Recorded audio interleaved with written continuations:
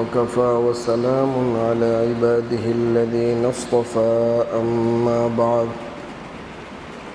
فأعوذ بالله من الشيطان الرجيم بسم الله الرحمن الرحيم واتقوا الله ويعلمكم الله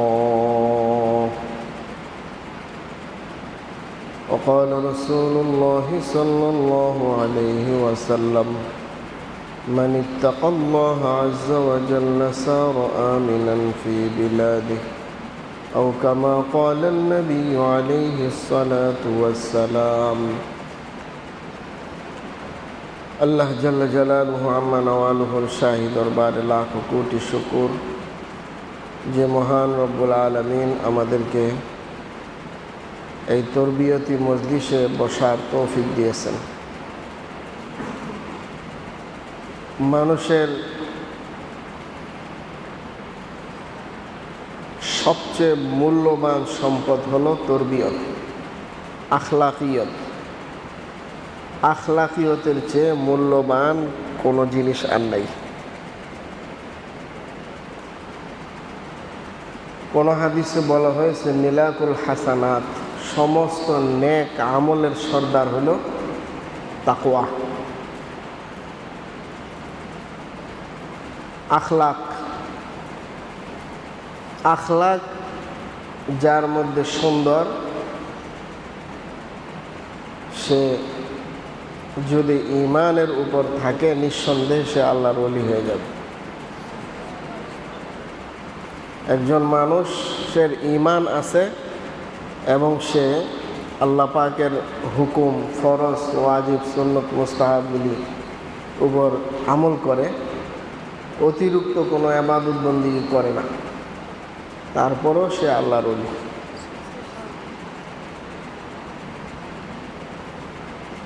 তো এই জন্য সবচেয়ে তলেবে ইলমের সৌন্দর্য সবচেয়ে যার মধ্যে বেশি আখলাকিয়ত আছে।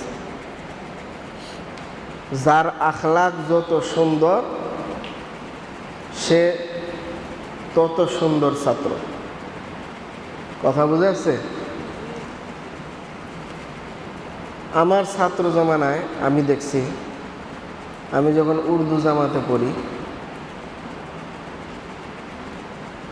আমি সবার ছোট ছিলাম আর সবাই ছিল হাফেজ এবং বড়, আমি গায়রে হাফেজ ছিল। তো ওইসব ছাত্ররা একে অপরের সাথে লাইতালাতি করত, অনেক সময় লাইতালাতি করত। ওরা অন্যের সাথে লাইতালাতি করতেছে, হঠাৎ কোনো কারণে আমার গায়ে একটা লাথি লেগে গেছে। তা আমার কাছে মাফ চাই, ভাই মাফ করে দিছি, শরীরে লেগে গেছে। তাই আমি কি, তোমরা তো লাথি করতেই আছো, ওইটা কোনো অন্যায় হয় না, আমার গায়ে লাগলো এর লেগে অন্যায়? দোষ, তুই তো অন্যরকম মানুষ, আলাদা মানুষ, তুই তো আর কারোর সাথে এরকম করস না, এর লেগে তোর মর্যাদাই আলাদা।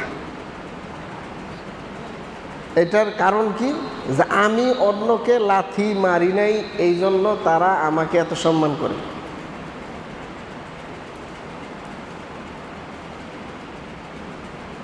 আর যারা একজনের লাথি মারে, তো যারা লাথি মারছে হেও তো লাথি মারবে, পাল্টা লাথি দিব না, না হলে তো এটা আদবের খেলা হয়, ঠিক না? তো যখন লাইতালাতি করলো, করার পরে দুজনের আচরণই খারাপ হইল, অসুন্দর দেখা গেল কিনা? হাতাহাতি করা, তারপরে ধাক্কাধাক্কি করা। আমি যখন মাদ্রাসায় পড়ি তখন প্রায় 400-র মতো ছাত্র ছিল আমলাপাড়া মাদ্রাসায়। সবারই সিরিয়াল দিয়ে খানা নিতে হইত, সিরিয়াল ছাড়া কেউ খানা নিতে পারত। সময় ছিল 45 মিনিট, এই 45 মিনিটের মধ্যে খানা উড়াইতে হইব। খানা খাইতে হইব, গোসল করতে হবে। গোসল এবং খানা এই দুই কাজ এই 45 মিনিটের মধ্যে সারতে হবে। 9:45 গিয়া 9:45 বাজে বেল পিটানো হবে। এই বেল পিটানোর আগে ক্লাসে বসা থাকতে হবে কিতাব নিয়ে। এই ছিল কানুন। তো অনেক সময় এমন হইতো যে সিরিয়াল ধইরা আর 3-4 জন সামনে বাকি আছে, আমার সামনে আর 3-4 জন বাকি আছে, ঘড়িতে 9:45 বাজে গেছে, তখন খানা না উঠেই আইসা পড়তাম।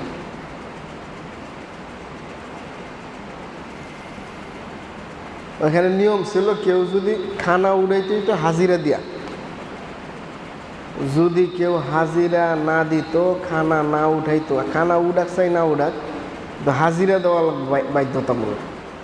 হাজিরা না থাকলে ওর 5 টাকা জরিমানা। কেন জরিমানা? যে তোমার জন্য ভাত পাকানো হয়েছে, ভাতগুলি নষ্ট হয়েছে না, এলে 5 টাকা জরিমানা দিতে। উর্দু জামাতে 11টা সাবজেক্ট ছিল, 11টারই হাতের লেখা দেওয়া হল। তো সারাদিন তো ক্লাস হই, মাগরিব পড়তে এশা পর্যন্ত কোরআন শরীফ পড়া। উর্দু জামাতের কোরআন শরীফ পড়া থাকে না, আবার সকাল ফজরের পর থেকে 8টা পর্যন্ত আরবি পড়া। হাতের লেখার কোনো সময় নেই। তা আমরা এই খানার সময়, এই যে গোসল আর খানার এই যে 1.5 ঘন্টা সময়, এই সময়ের মধ্যে হাতের লেখা সারতাম। গোসল সম্ভব হইলে করতাম, না হইলে না করতাম। খানা সম্ভব হইলে উড়াইতাম, না হইলে না উড়াইতাম। তো এই সময়ে নাস্তা খাওয়া, গোসল করা, খানা উড়ানো, এই 3টা কাজ একসাথে করা বড়ই কঠিন হয়ে যেত। ওস্তাদরা এই ব্যাপারে কোনো ছাড় নাই, ছাড় দিতেন না। কখনো কখনো সিরিয়াল ধরলে এক এক ধাক্কায় মনে করো 15-20 জনের পিছিয়ে গেছি আবার। তো এই আমলাপাড়া যতদিন করছি সবাই আমার হিসাব করে ডাকত। ছাত্র ছিলাম তখন, সবাই আমার হিসাব করে, যদিও ঠাট্টা মস্কারা করে কইতো। কেন কইতো? যে আখলাকিয়াতের বিষয়ে লক্ষ্য করে, যে এই ছেলেটা কারোর সাথে মারামারি করে না, পিছন দিয়া কেউ 2-3 ঘুষি দিয়া লাইছে, ফিরা তাকাইও নাই কে ঘুষি দিছে এটা দেখিনি, আমি সামনের দিকে আসছি। এরকম একটা আদত অভ্যাস হয়ে গেছিল। দেখে লাভ কি? কারণ পাল্টা হেরা আরেক ঘুষি দিব, আরও হ্যাঁ 3-4 দিয়ে নেব, তো এর সে বালা এমনি থাকি। তো মানুষের আখলাক হইল সবচেয়ে বড় মূল্যবান সম্পদ। তোমরা দেখো, সবাইকে যখন তুমি সম্মান করবা তখন সবাই তোমারও সম্মান করবে। মদখোর, জুয়াখোর, গাঁজাখোর, যত কিছুই কর, তাদেরকে যদি তুমি সম্মান করো, দেখবা তোমার দেখলে ভয় পাইবে।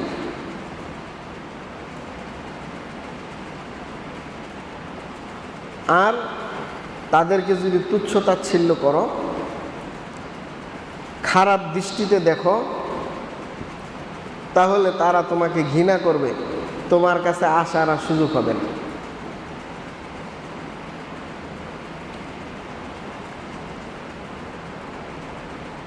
কোন এক বুজুর্গের ঘটনা আছে, আল্লাহর ওলি রাস্তা দিয়ে হাইটা যাইতেছিলেন, হঠাৎ করে দেখলেন যে মহল্লার একজন উল্লেখযোগ্য সম্পদশালীর সন্তান, সে মদ খাইয়া বেহুশ হয়ে পড়ে গেছে। তার মুখ দিয়া ভূমি বাইর হয়েছে, যে মাছিয়ে বেনমন করতেছে। তো আল্লাহর ওলি দেখা ভাবলো যে আমি যে আল্লাহর বান্দা, সেও তো সেই আল্লাহরই বান্দা। তো আল্লাহর বান্দা এইভাবে পড়ে রয়েছে, মাছি মুখে বেনমন করতেছে, তার খেদমত তো করা দরকার, যদিও সে অপরাধী, কিন্তু তার খেদমত করলে তো নিঃসন্দেহে আল্লাহ খুশি হবেন। তখন এই বুজুর্গ তার মুখ ধোয়াই দিছে, ঠান্ডা পানি দিয়ে যখন মুখ ধোয়াইছে, মুখ পরিষ্কার করছে, পরিষ্কার করার সাথে সাথে তার জ্ঞান ফিরছে। জ্ঞান ফেরার পরে ওই মদখোর বলতেছে, হুজুর আস্তাগফিরুল্লাহ, হুজুর আপনি আমার মুখ পরিষ্কার করলেন, আমি তো জানতাম যে আল্লাহর ওলিরা এই মদখোর, জুয়াখোর, গাঞ্জাখোর এদেরকে ঘৃণা করে, তো আপনি এত কষ্ট করে, হুজুর আপনার আত্মা হয়তো ময়লা হয়ে গেছে, আপনি আমার এই ময়লাগুলি পরিষ্কার করে আমাকে জ্ঞান ফিরাইলেন। তো সে অনেক খুশি হয়েছে। খুশি হইয়া বলতেছে, হুজুর আমারে আপনি তওবা করেন। তখন তওবা করাইছে, তওবা করে দোয়া করছে, দোয়া করে বলছে তুমি বাড়িতে চলে যাও।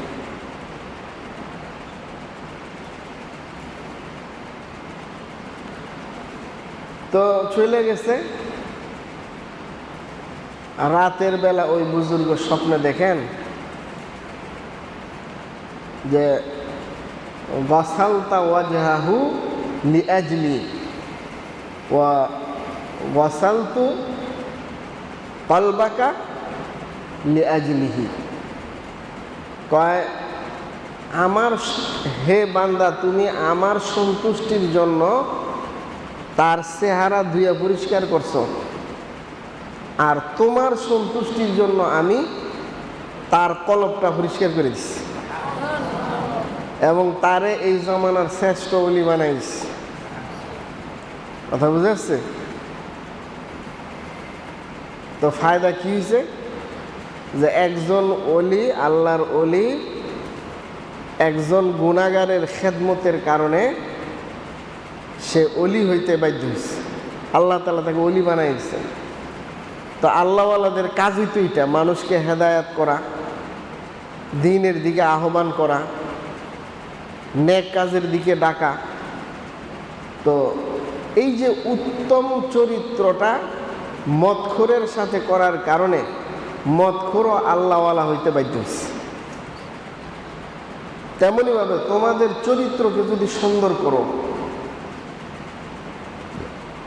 এক ছাত্র ভাই আর এক ছাত্র ভাইকে সম্মান করো, তোমার বয়সে বড় হইলে সম্মান করো, শ্রদ্ধা করো, তার সাথে কোনো বেয়াদবিমূলক আচরণ না করো, আর তোমার ছোট হইলে স্নেহ করো, তাকে সহযোগিতা করো। খানা তুলতে গেছে, ধাক্কা দিয়ে দূরে ফেলাই দিলে ছোট দিকা, তাইলে এটা অন্যায় হলো না? তুমি তার উপরে ihsan করো, ভাই আমার চেয়ে বেশি ক্ষুধা তোমার পেটে লাগতে পারে, তো তুমি আমার আগে খানাটা উঠাও। এই যে ihsan করলা, এই বাচ্চা শিশুরা জীবনভর তোমার কথা মনে রাখবো যে আমি যখন মাদ্রাসায় পড়ি তো এই ভাইটা আমারে এই সিরিয়ালে আগায় দিছিল। এই কথাটা মনে থাকবো না? তার চিরকাল মনে থাকবো। তুমি যখন কোনো আলেম হয়ে যাবে, কোনো বুজুর্গ হয়ে যাবা, তখন সে বলবে যে হ্যাঁ সত্যিই তিনি বুজুর্গ হওয়ার উপযুক্ত, কারণ ছাত্র জমানায় আমার আগে বাড়াই দিছিল। আর যদি এখন তুমি তার কিলাওয়ার কন্যাও, কয়দিন পরে পিসাব হয়ে গেছো, দেখলে ও হে বাটফারের কথা কো সাহেব কি এর পিসাব হয়েছে, ছাত্র জমানায় আম করে খালি কন্যাইছে, বলবো কি না? তোমার আচরণের কারণ। তুমি আজকে যেই ছাত্রটারে থাপ্পড় দিলা, কনি দিলা, আঘাত করলা, কোনো একদিন এই ছাত্ররা আল্লাহ পাকের মাহবুব বান্দা, খাস ওলি, বুজুর্গ হয়ে যেতে পারে, হইতে পারে না? তখন তুমি যে থাবড়া দিলা, তোমার এই থাবড়াটা কার উপরে গিয়ে পড়লো? আল্লাহর ওলির চেহারায় পড়লো না? আল্লাহর ওলিরে কষ্ট দিলে না তুমি? চিন্তা করে চলতে হবে দুনিয়াতে। এই জন্য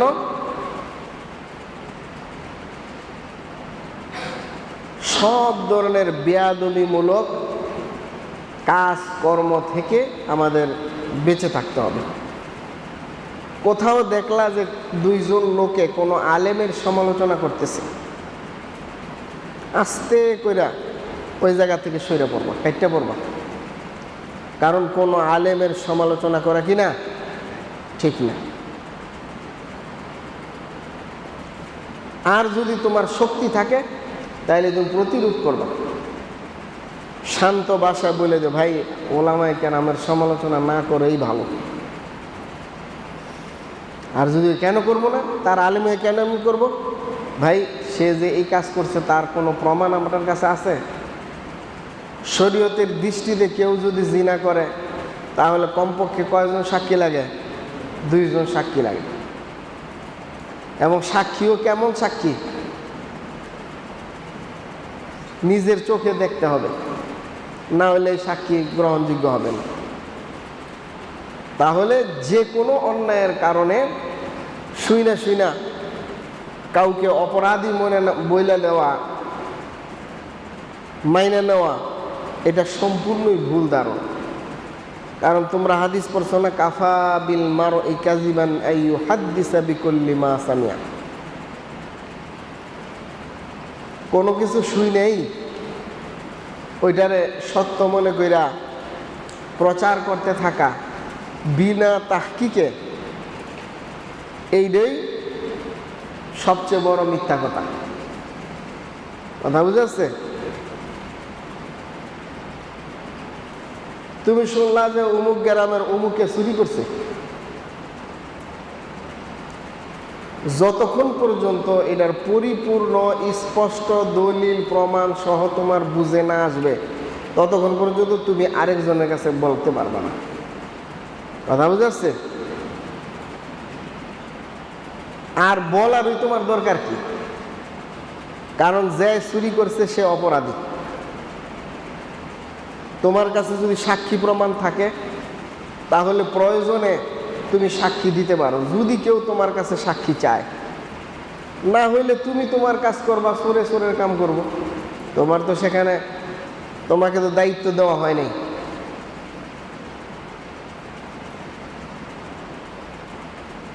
তবে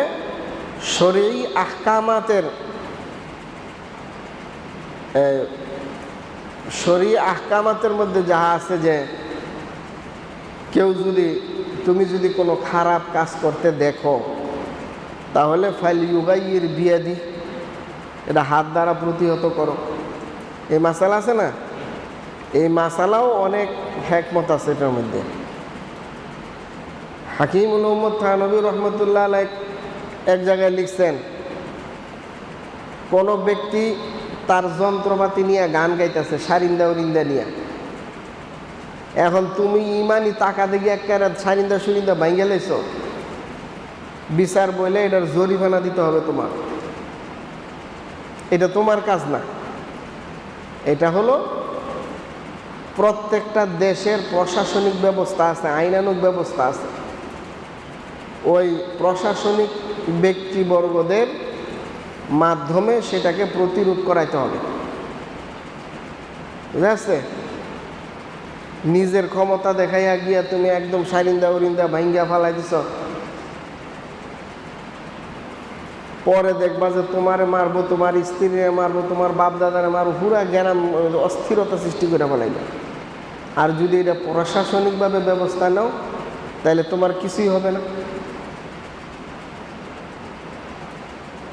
তো তার ঢোল ডাক্কর সানিন্দা যদি তুমি ভাঙ্গা ফেলাও তাইলে হাকিম যদি বলে যে এইগুলি জরিমানা দাও, তাহলে তোমার জরিমানা দিতে বাধ্য থাকতে হবে।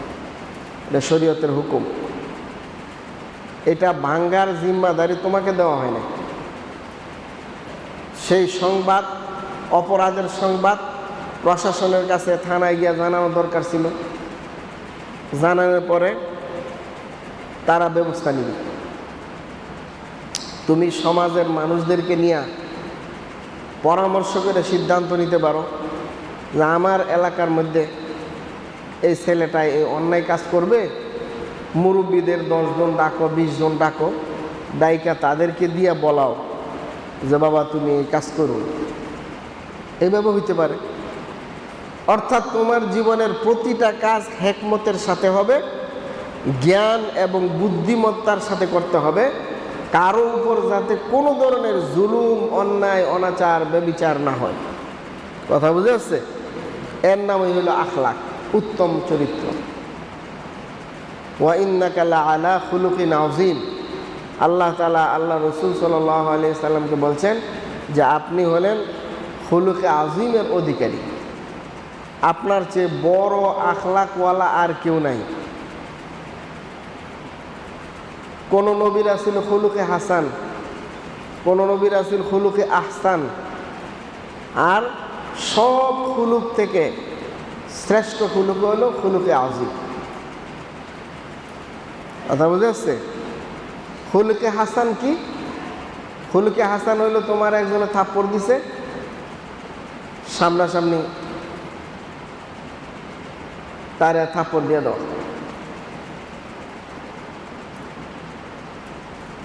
সে যেই পরিমাণ থাপ্পড় দিছে সেই পরিমাণ সমপরিমাণ থাপ্পড় দেওয়া, এর চেয়ে বেশিও না করা, কমও না করা।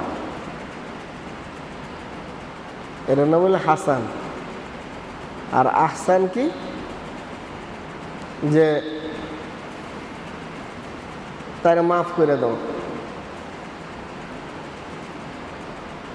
এটা হলো আহসান, খুলুকে আহসান। এসমে তফজিলের সিয়া আহসান, সর্বোত্তম। আর আল্লাহ রাসূল সাল্লাল্লাহু আলাইহি সাল্লামের চরিত্র কিছু খুলুকে আযীম। উনি মাফ তো করতেনই, প্রতিশোধ তো নিতেনই না, পাল্টা জিজ্ঞাসা করতেন যে আপনার কি কোনো কষ্ট হয়েছে? এটার নাম হলো খুলুকে আযীম। যে আপনি যে আমার থাপ্পড় দিছেন, থাপ্পড় তো আমি মাফ করে দিছি, আপনার হাতে কি কোনো ব্যথা পাইছেন? এটা জিজ্ঞাসা করা হলো খুলুকে আযীম। তা আমরাও তো সেই নবীর উম্মত, ঠিক না? এই জন্য তোমরা তোমাদের সাথী ভাইয়ের সাথে সুন্দর আচরণ করবা,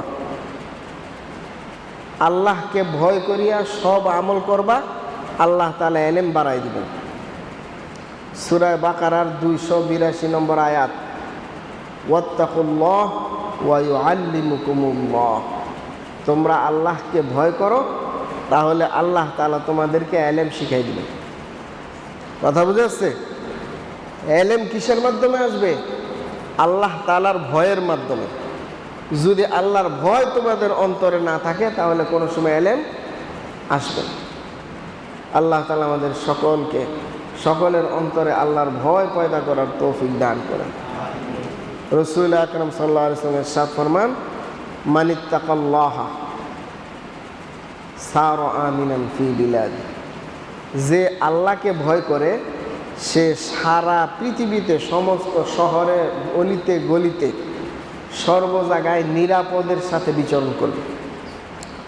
তার কোনো কি নাই, সমস্যা নাই। কারণ যে তাকওয়ার উপর চলবে সে কারো কোনো জিনিস নষ্ট করবে না। কারো কোনো জিনিস নষ্ট না করলে কেউ আমার কিছু করব?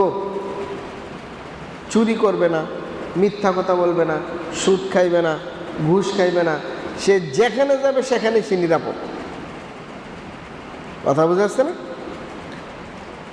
আল্লাহ পাক রব্বুল আলামিন আমাদের সকলকে তাকওয়াওয়ালা জিন্দেগি অর্জন করার তৌফিক দান করেন এবং শ্রেষ্ঠ আখলাকওয়ালা জিন্দেগি তৈরি করার তৌফিক দান করেন। রাসূল আকরাম সাল্লাল্লাহু আলাইহি সাল্লামের উত্তম চরিত্রে চরিত্রবান হওয়ার